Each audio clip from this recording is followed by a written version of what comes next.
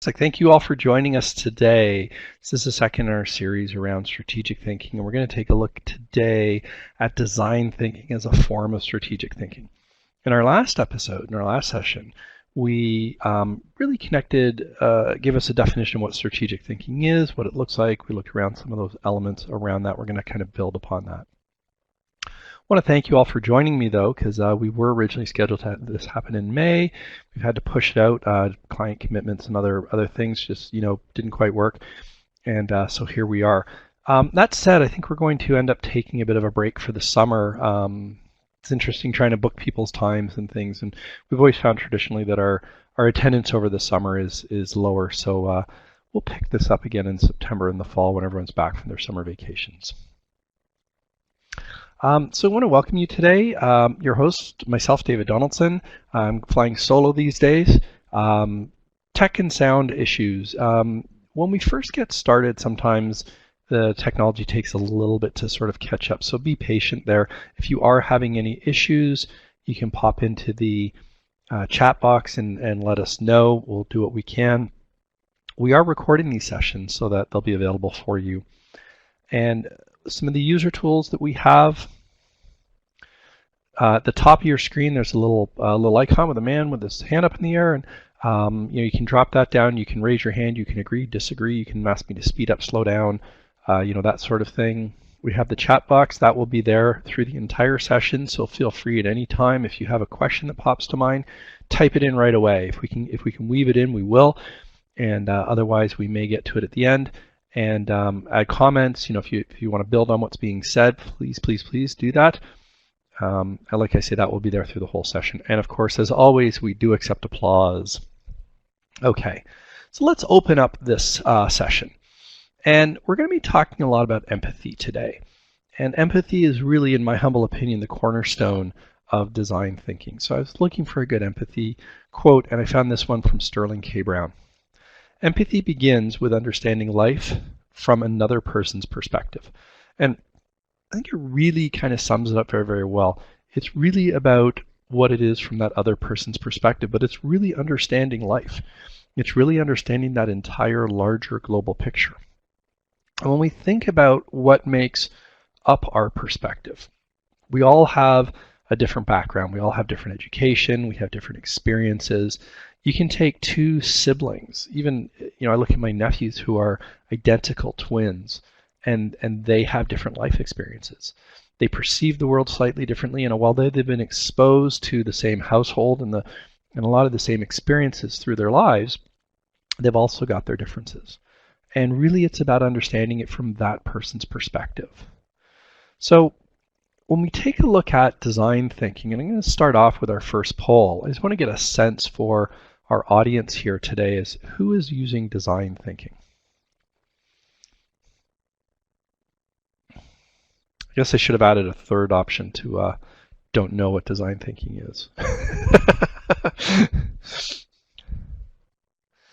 Okay, we've got a bit of a smaller audience today, so we got about half people have voted so far, so give it a couple more moments. If you could just pop into that poll down the bottom there and just give us a quick click to let us know where you're at. Okay. I'm going to end the poll here, broadcast results. So 75% of those who responded are not using design thinking, and 25% is. Now, we've got a very small sample size, less than half of our team today, but still gives me a good idea. So not a lot of people are using it, and some are. Okay. So I want to introduce you to design thinking, and what I've done is I've do a quick search online, and you're going to find this graphic. This seems to be the way everyone is describing it. And it's a 5-stage process that starts with emphasize, moves into define, ideate, prototype, and then test. And what we're going to do is we're going to spend a few minutes today on each of those stations and unpack them a little bit.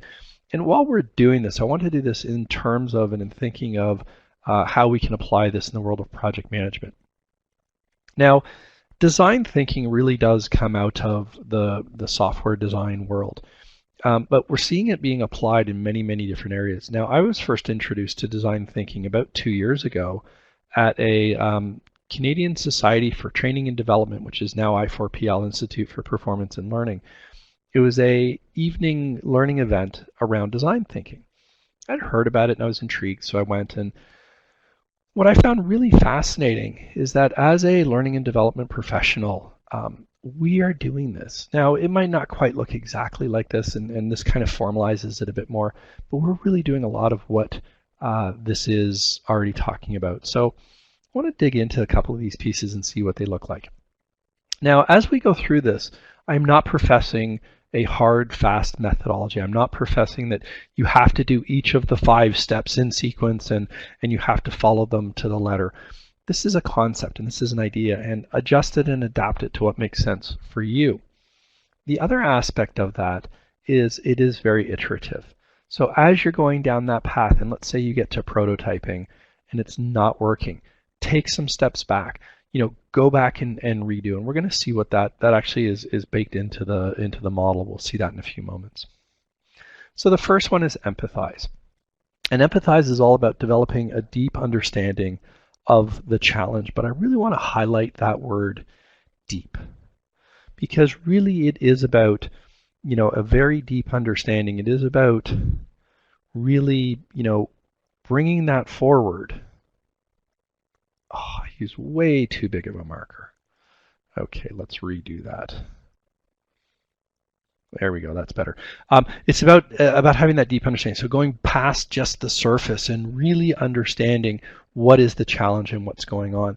But most importantly, when we think about the word empathize and empathy, it's about looking at it from the perspective of the other party's viewpoint. So when we have a deep understanding, it's not our understanding, it's the understanding of how this is going to impact our team, the people that we're asking to go through this. And whether we put that in the parlance of project management, talk about stakeholders, or we put it in the parlance of change management, talk about targets and change participants, it's the same thing. How is it going to really impact them? So I want to ask you this. Why do you think empathize is such an important step? So I've opened up the chat window down the bottom there, and I'd like you to just pop in the bottom and type in your thoughts around why is empathize so important?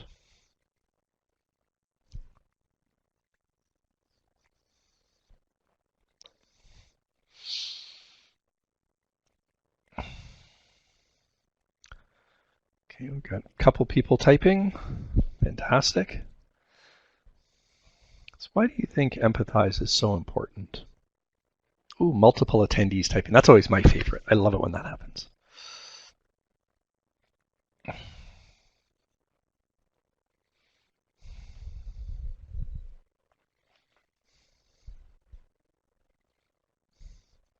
Okay, so Megan, first out of the gate here.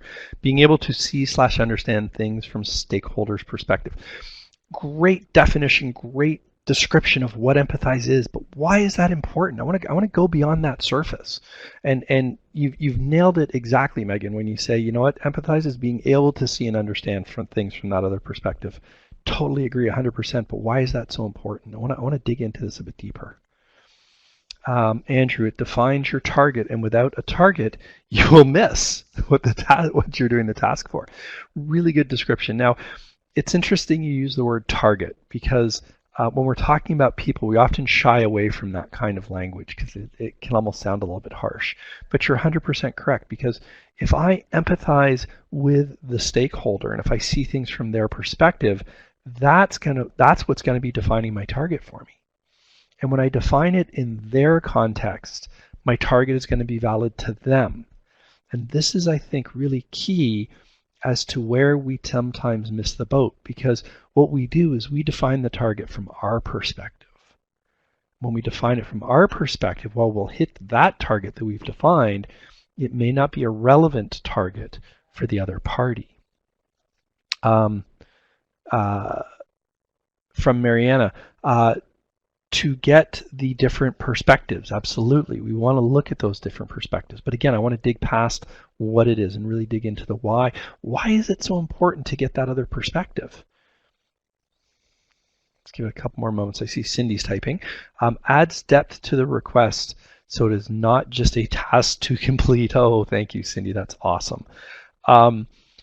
we in the project management world are a little bit guilty sometimes of, you know, doing things because it's a task, doing it because we should be doing it, versus adding some depth to it so that we see what it is we're trying to complete.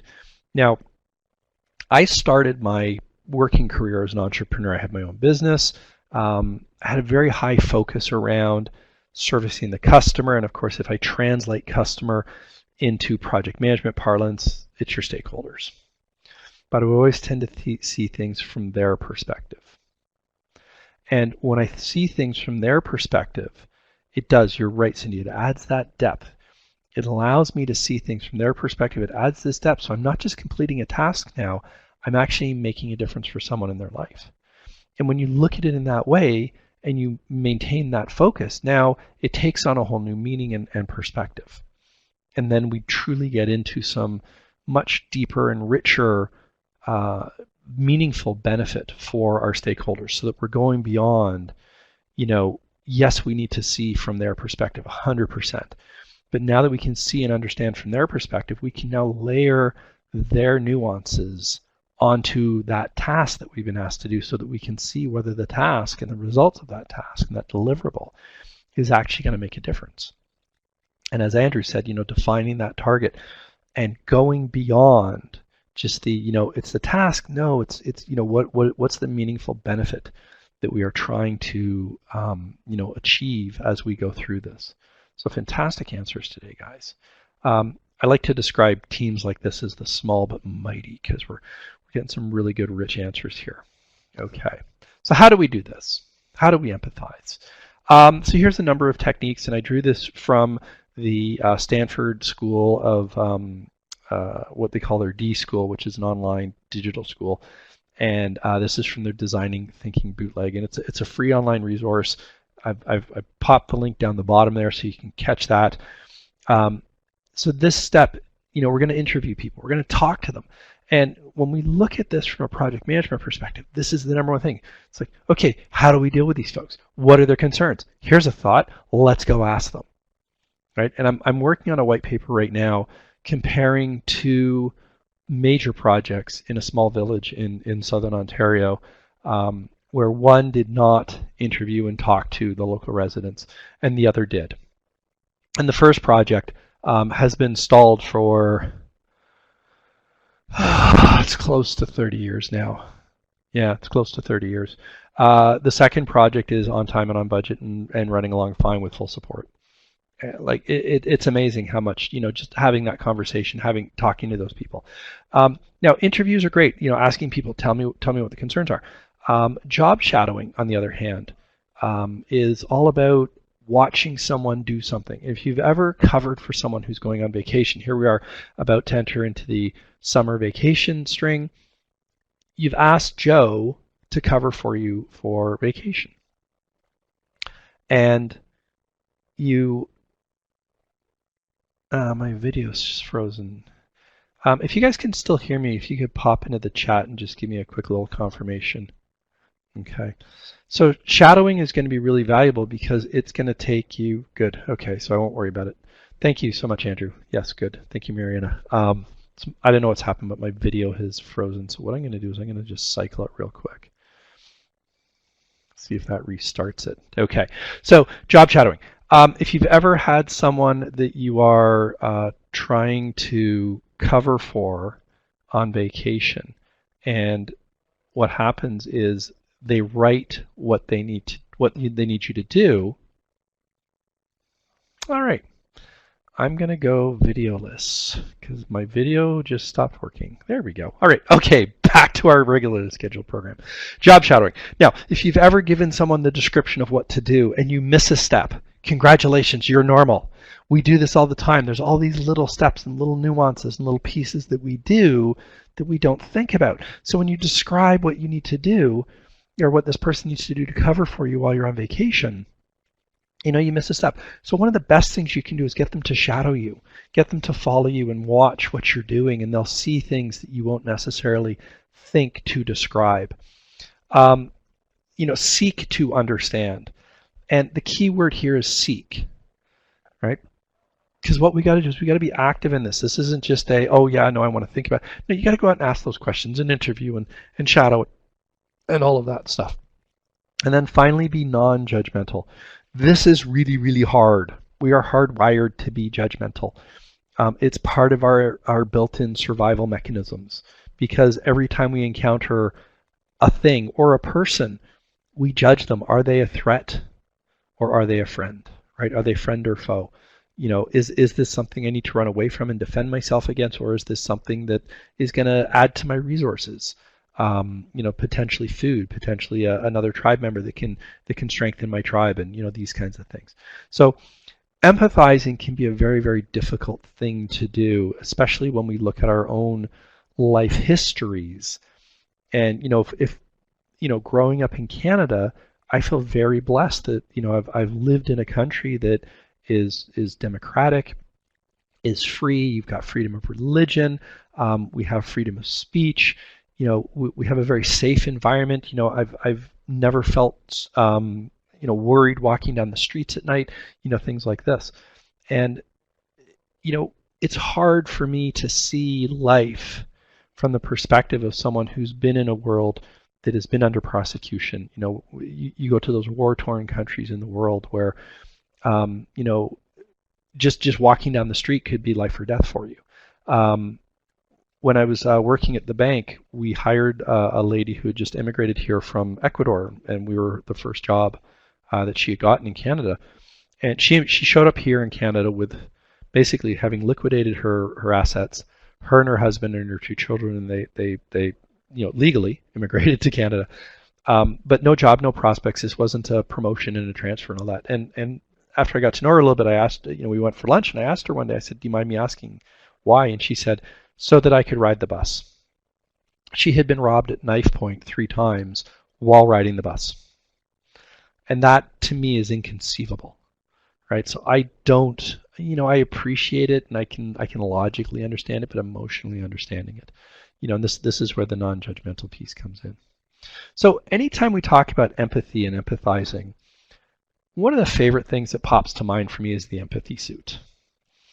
And the empathy suit is something really, really cool. And there's a whole bunch of different versions of it. This particular empathy suit is designed to simulate old age. Okay, some of the issues and concerns and things that humans get as they age. So you can see some of the labels here, and there's goggles to simulate cataracts and reduce vision, so your vision is getting kind of foggy and it's kind of a bit hard to see. They put on earmuffs, to block out some of the sound. So I was having lunch with a dear friend yesterday, and she was admitting that her hearing's starting to get a little failing, and she has a bit of difficulty hearing. So she's actually very careful around which restaurants she chooses, because ones with music playing or too much ambient noise makes it much more difficult to have a conversation. The neck brace, which is the stiff neck, and I've noticed my father-in-law, he doesn't quite turn his head as much. He sort of rotates his whole body to turn and look at you. The chest full of weights to restrict movement, cause a bit of slouching. It's a little bit hard to see because it's a bit off the picture here, but it's gloves that causes the hands to shake.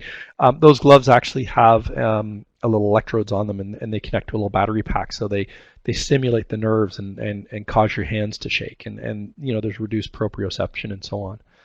So there's a number of different versions of the empathy suit to simulate different things, right? In this particular one, simulating some of the effects that aging has on the human body. Now we think about, let's say, for example, the designer of a wheelchair, right?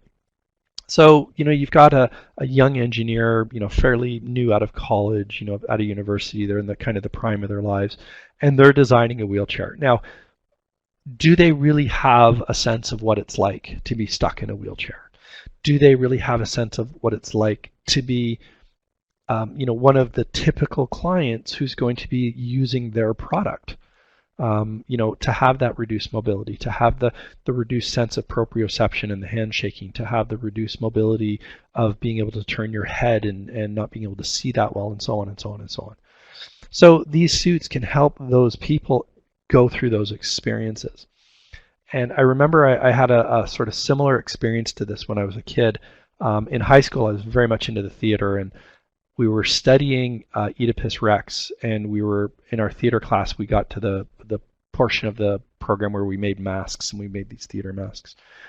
And I decided that I was going to do my theater mask as Oedipus Rex. So I closed over the eyes, so I was blinded. Because if you know the classic tale of Oedipus Rex, he actually gouges his eyes out at one part in the play. So he was blind, and I thought, I wonder what it would be like to do that. So for about a week, they would only let me do this during actual theater class because they wouldn't let me, kind of go from class to class with it. But for about a week, for one period a day for a good solid week, I was blind. So I would walk into the theater group, into our classroom, and I would immediately put on this mask. And for the hour and a half, I was blind, and it was just an amazing experience. And it really helps you tie into what that's like. Now, do I truly know what it's like to live blind? Absolutely not. Not even close. Because I was doing it for about an hour and a half, and at any point in time, I knew that I could take off that mask and kind of return to my previous state, as it were. But it does give you an appreciation for it, and you can start to get a bit of a deeper understanding for that. And this is where especially if we're a highly functional expert in a particular area, whether that's in IT, whether that's in how to operate a motor vehicle, how to find your show on Netflix, or whatever that is, right?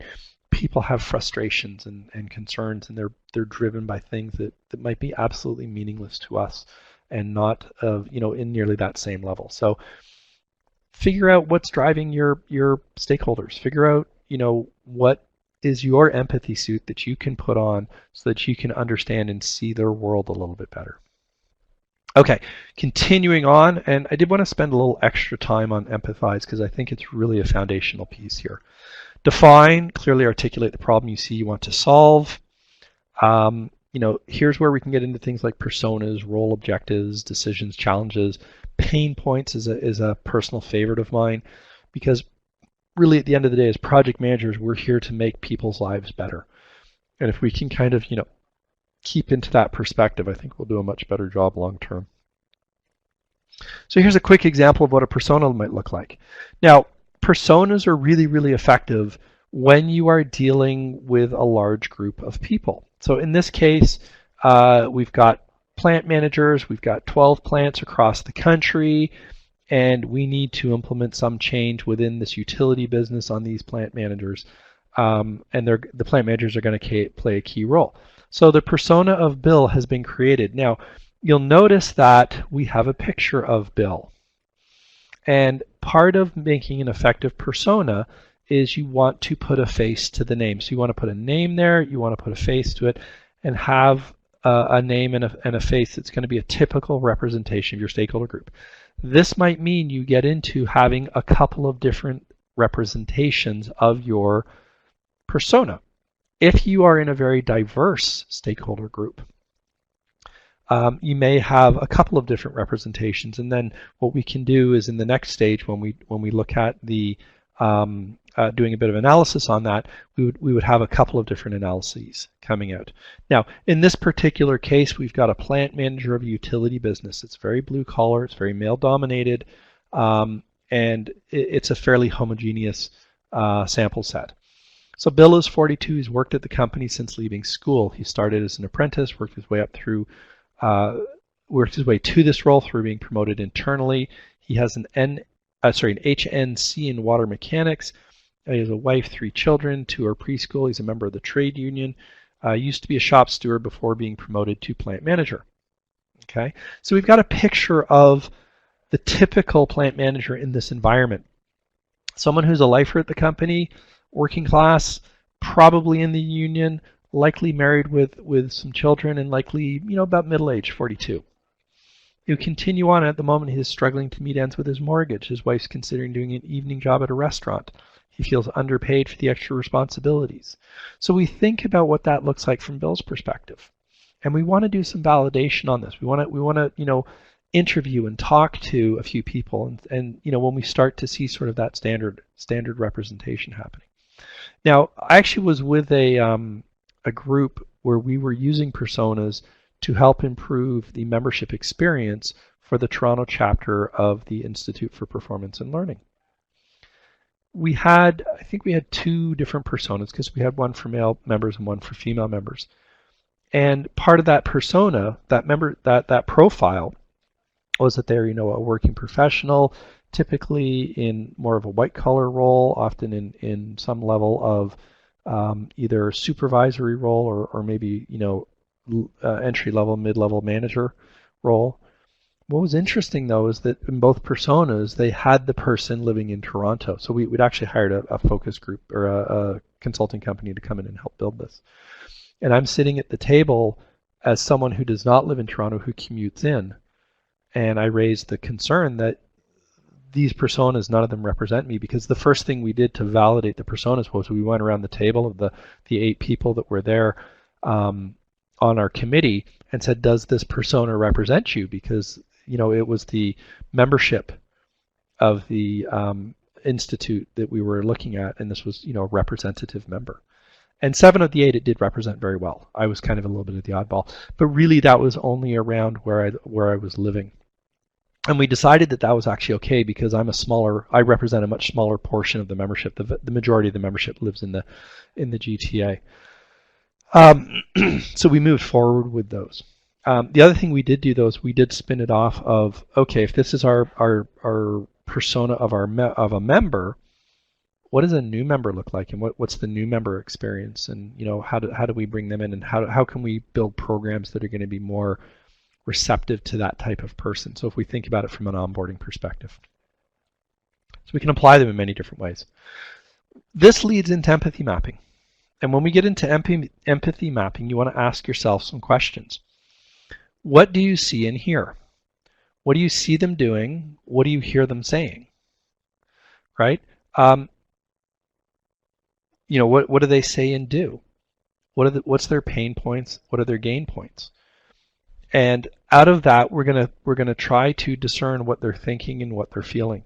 Now, you'll notice that the think and feel is kind of in that sort of cloud above, because now we're getting into a little bit of crystal ball. Let's read into the hard points that we're actually seeing, right? So what are they seeing? What are they hearing? What are they saying? What are they doing? What are their pain points? What are the gain points? And we take a look at some of these. What are we hearing them say? Well, HQ doesn't, understand the way we work, right?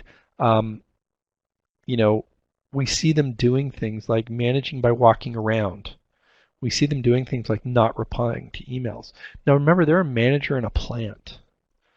So they're not likely going to be on their phones, on their computers very much. They're going to be up walking around dealing with their team, dealing with machinery.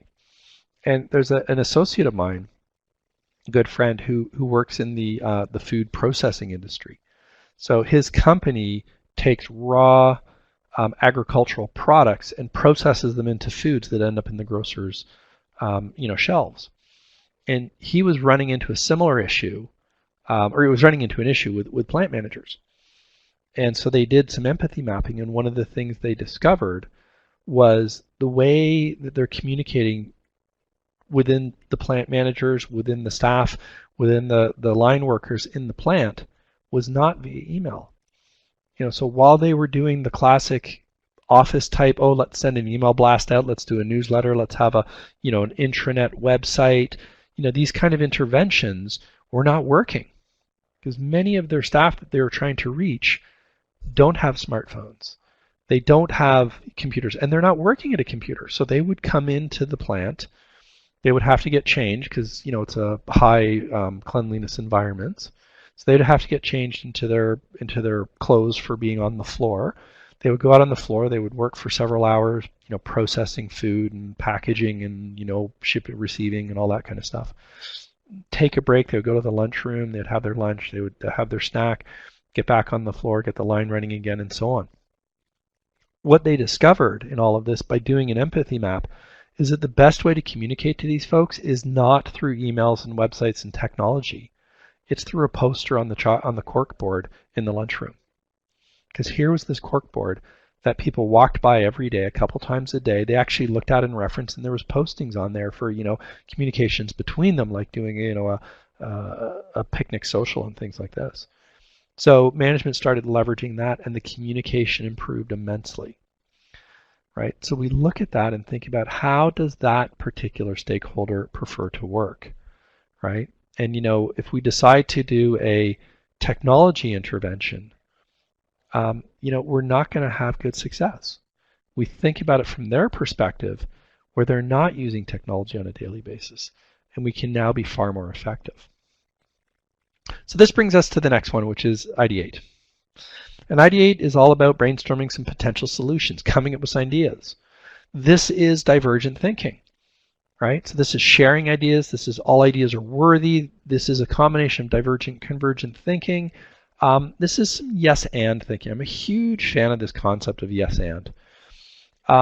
It comes out of the world of improv. And one of the main, most important rules of improv is you always accept, welcome, and deal with whatever your teammate, your fellow actor introduces into the scene. So you say yes, and I build upon that. So no matter how ridiculous it is. And this is the thing when we get into sharing ideas, and if you say all ideas are worthy, but then you say yes but, and really what you're saying is yes, but I'm gonna cut that back a bit. It's not worthy. I'm going to change it. And we discussed this actually in our coaching sessions, the whole yes and versus the yes but type thinking. Ideate's also about prioritizing, because we need to recognize that we don't have unlimited resources. So when we think about that, this looks awfully familiar, because if you remember in our last session, we talked about strategic thinking starts with a results revision. It starts out with some creative thinking, which starts from a single point and then diverges. Then we get into some critical thinking, which takes that wide range and converges it back to the result revision. And as we identified, there's a systems thinking aspect to here, because there's an environment that all of this works within. So when we talk about divergent and convergent, you want to be doing divergent, convergent on sort of more of a regular basis. And as we go down each of these steps, so I may empathize divergently, in that I'm going to look at everyone and look at all the nuances and everything, but then I'm going to converge it down to, okay, well, which are the ones we're actually going to address, and how are we going to deal with that? Same thing with the problem. I may define the problem on very broad terms, and let's go into all different nuancy aspects, and then we're going to decide which ones we're going to tackle and how we're going to get there. And it's the same thing when we get into Ideate. We're going to come up with a bunch of ideas. We're going to implement some of those and not implement others, right? So we're going to be looking at a bunch of potential ideas. And that really brings us to prototyping. Now, prototyping, you design a prototype or a series of prototypes, you test them out, you try them out. It allows people to be hands-on. So this would be in the form of mock-ups. It might be in the form of storyboards. Recommendation here is keep it simple. Okay. It's not about having every single minor little detail. Fail fast and iterate quickly. So try it, doesn't work, change it, move on. Right? That's the fail fast and iterate quickly. So I want to pose a question for you. Why is prototyping so powerful in your humble opinion? Because I know some of you have tried prototyping, whether you're using design thinking or not, you've prototyped. Why is that so powerful?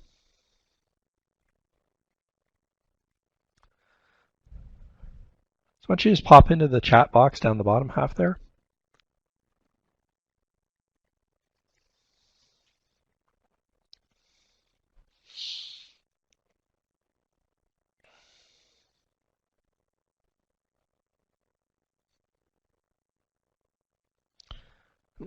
Andrew's in, Cindy's typing. Okay, Andrew. It has given me real world experience, sometimes a good idea, but not so good in real life. I love that. Andrew, you know what? You've summed it up brilliantly. In fact, I think you should copyright that statement, because it's about this perfect. It gives you real world experience. It's when you can touch and feel it and see it and actually try it, right? You can find multiple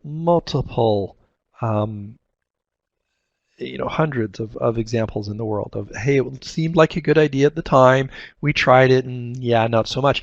And you'll even find some in the other direction where that doesn't seem like it's going to work, and then you try it and you're like, OMG, this works. Absolutely. Cindy, oh, perfect timing, Cindy, there we go. It takes an abstract idea into something that is real. Absolutely. Our lovely human brains want to see, touch, feel. We want to experience it, right? And notice it's the abstract idea to something that is real. And this is the, when I can touch it and feel it and hold it, now it's real.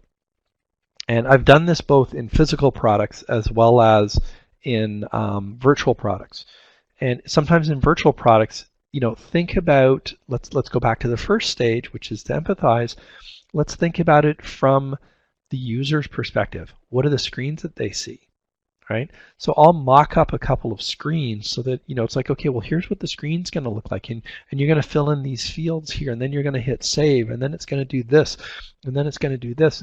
And you can, the engine isn't there behind it, but they can see what it looks like and touch it and feel it and try it. And then they're like, okay, I'm getting a comfort level here, right? From Martin, it's a good way of testing, giving a close result to the final product could or would be. And I love that you, Martin, your language there when you said what the product could be, right? Could or would be. Right? You don't have to, you don't have to have an actual like truly working product here, because this is about an idea, and this is about validating the idea. Okay, now that we've got an idea of what this could be like, okay, let's polish the edges, and let's round out the corners, and pad the seat, and make it something that's pretty and longer term, right? From Jeffrey, opportunity to validate that it works. Absolutely. And that it works, and what does work and what doesn't work in the actual environment. Oh, I love that one. Thank you, Jeffrey. It's interesting because I've got an aviation example coming up. And when we look at our lovely country of Canada, we have some really unique challenges, not the least of which is it gets really cold. So you look at especially machinery, and even whether that's electronic or physical machinery, let's take it up to the high Arctic and expose it to -40, and I'm not talking -40 wind chill, I'm talking about like actual -40, right? Is it going to function? Is it going to work, right? And, am I going to be able to use it within the actual environment? Because, I've got some metal machinery out here in the super cold, and if the mechanism or the human interface is small and fiddly, my users are going to have to take off their gloves or their mittens to be able to actuate it. And, now they're going to risk frostbite. Versus if I redesign it so that it can be used with gloves on or even mittens, okay, now I can actually function with this in that type of an environment, and what does that look like? So thank you for bringing in the that piece, Jeffrey, because you're absolutely right. Does it work within that environment? For most of us, we're working in an office environment where we are working with, if we're doing computer stuff, we're working in a controlled environment where we're not exposed to rain, we're not exposed to, direct sunlight, so we don't have those UV aspects. We're not exposed to moisture, large ranges of temperature. Light is another big one, right? Most of us have, nice smartphones, and you get out into the bright sunshine and you can't read the screen, right? Now I'm going to create an app for you so that you can navigate through GPS using your smartphone, and a little magnet that can stick it to the dash of your car, and when the light hits it in the right direction, it's completely blank and you can't see anything. So it's not working in those environments. My particular phone that I have, it actually has a really good screen that you can see it in very direct sunlight, which I'm really happy with. But if I'm wearing my sunglasses and I turn my phone sideways, it goes completely black. I'm wearing polarized sunglasses and my screen on my phone is polarized. So when I get those two lines crossing each other, my screen goes completely black. So, when I put the phone up on the dash for the GPS, I prefer it in the horizontal format because it's lower and it doesn't block my vision outside as much. And yet, if I'm wearing sunglasses, I can't see it. It goes completely black. So, I have to keep it in that upright environment. So now I'm looking at, what does that look like in that actual environment and understanding what that is.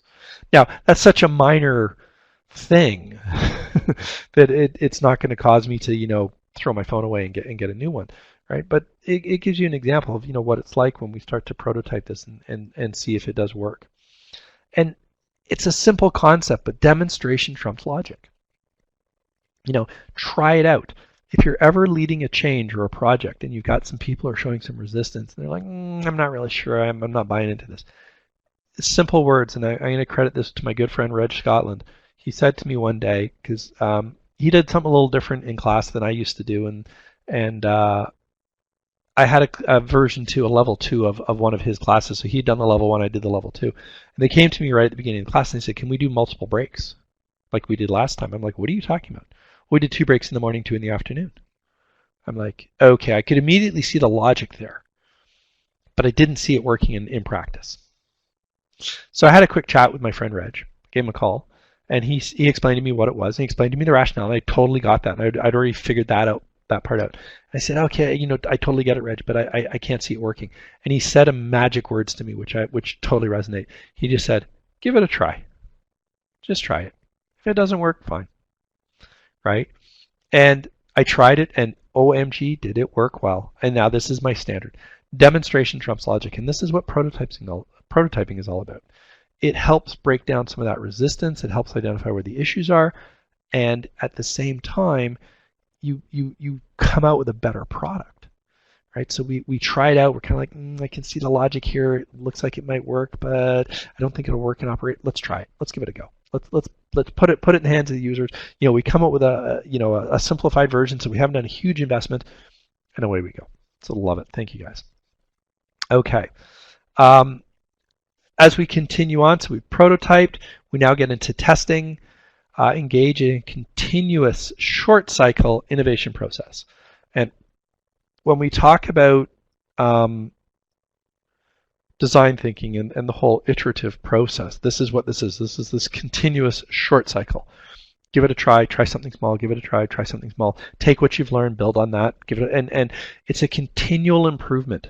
Right, so when we talk about design thinking, this isn't a methodology. This isn't here's 5 steps and complete these 5 steps and you're good. Right, this is an ongoing. It's really, I see it more of a philosophy. So it's really about that kind of ongoing, repeating. Right. Now, when you're testing, what you want to do is you want to understand the impediments. What's holding you back? Let's take a look at what works. Now we may do some role plays. But there's also some iteration happening here because you're going to test it. It doesn't work, you make an adjustment. You test it, it doesn't work, you make an adjustment, and so on. And as I'm saying, this whole concept of design thinking, it's less of a here's a fixed methodology, step 1, step 2, step 3. It's much more of a we need to kind of make this a continuous flow and almost at a cultural level. Okay, so we're going to move into our last poll, and I want to ask you this. When you are testing, when you are, iterating through that, and I'm going to force you, by the way, so the answer of depends is not there. I'm going to force you to pick a lane here. Where should we focus? Should we focus on the mistakes and failures, or should we focus on what works and succeeds? And like I said, we got a little bit of a smaller audience today, so I want to give it a few moments. We got 20% of our audience so far. 40% of our audience. This is working great. Oh, yay, my nudging is working. We're getting more than last time. Woohoo! Look at all those results coming in fast and furious. I love it. All right. Give it a few more seconds. 70% of our audience today. I love it. Thank you, guys. This is awesome. All right, let's end this poll, and I'm going to broadcast the results. So, 71% said we should focus on what works and successes. Yay! We have a more savvy audience today. Yes, we still want to think about the failures and the mistakes. Yes, we need to fix what is not working. 100% totally agree. And this is why I said, where should we focus as opposed to where do we put all of our efforts? This is a little bit of a catch-22 question, yeah. So a little bit of a hard one to answer. But here's where I got this from. And I was doing a little bit of interesting study in the world of safety, and there's a gentleman, and I'm trying to remember his name now. It'll come up in a second. Anyways, he was a statistician. He escaped from Poland in the Second World War, went initially to the United States, and then was called back to England. And he was employed by the RAF, the Royal Air Force, to help identify where they should put armor on airplanes. Now, armor in airplanes are kind of like a little bit of almost oil and water because armor is very heavy and airplanes need to be very light. So the more weight you put on an airplane in the form of armor, the less payload it has to carry, guns and bombs. And unfortunately, that's what these were being used for at the time. The more weight it has, they've got to be bigger and stronger and more engines, which means more fuel and less range and all these kinds of fun things. So they asked the statistician to take a look at the data that they had been collecting around airplanes that were coming back from their missions with a bunch of holes in them. And so this graphic represents an airplane that's come back, and all of the dots are a particular type of airplane, excuse me, but all these dots are recorded holes in airplanes that made it home. And they asked them, where should we put the armor? And they're kind of thinking, well, we've got these airplanes with holes in them, we should put the armor where the holes are. And he said, no. You put the armor where the holes are not. Because the airplanes that made it home were the successes. And you think about that, where the holes are on the airplanes that came home, those are the places where the airplane's still flyable with that hole. The airplanes where they don't have holes, those are the airplanes that didn't make it back. And I was doing this with a group of pilots, and one of my pilot friends, when I first showed the graphic, what he said is, I would put it right up here, up at the front where I sit. and it's like, okay, yeah, that's a good point there. And when you think about that, that's where the crew sits that controls the airplane. Okay, so if we have a hit there, we've lost the control center of the plane. These two areas on the wings are where the main fuel tanks are. So we hit those, and we've got fuel. Or we're losing the fuel, and hence we're not making it home. And then this tail section here, if that gets damaged, the tail separates, and we lose control of the airplane. Now I know it's a little bit of a morbid example, but it was what he learned was by looking at the successes we could identify where the failures were. Right, and the failures were in those areas where they were not damaged in the success airplanes, because where they were damaged, those airplanes didn't make it home. And this led to a much better success rate for these airplanes coming back. Now, in a learning organization, a group of people working together collectively to enhance their capabilities and create results they really care about. And this is what this is all about. And this is a big part of kind of that overarching piece of design thinking, is it needs to be a learning organization. We need to be sharing and considering all of the different aspects and the different pieces. Okay, so this brings us back full circle to the empathy piece. And empathy begins with an understanding of life from another person's perspective. So I look at it from the perspective, in this case, of the pilot, and I think from his perspective, he doesn't really care if there's a hole out in the wingtip. He cares that he is safe. So let's protect him or her. And we look at the perspective of the airplane. If we puncture the, if we have a hole in the fuel tank, and the fuel leaks out, we don't make it home, or the fuel catches fire, we don't make it home. So let's protect those. But we look at it from the perspective of the person who's repairing the airplanes that come home, and they're saying, put armor out on the wingtips because that's where all the holes are. But those are the ones that made it back. And the whole purpose of the exercise is to help these airplanes make it home. So when we go through this whole process and we think about it, we start to think about ideation. We start to think about empathy. What is it from the other person's perspective? We need to define. Let's dig into the details of what that looks like. And we need to then, ideate. Let's come up with a bunch of ideas. We do some convergent, some divergent thinking. We need to prototype. Let's build something. Let's give it a try. Let's see how it actually performs in real life. You may be surprised. And then let's test. Let's run it out in the real environment and see what's going on. So with a few minutes to spare, I'm going to bring us to the end. Thank you so much for joining me today. As always, I greatly enjoy doing these sessions. I greatly enjoy the participation and your time that you offer us. So that's a little bit about design thinking, and it is a form of strategic thinking. As we are in mid-June right now, we're going to take a little summer vacation. Personally, I've got some fantastic plans heading up to the Yukon, heading out to the East Coast, explore this wonderful country of ours. And I'm going to leave you all on that final thought, and we'll see you back in the fall. Look forward to that, and have a great summer.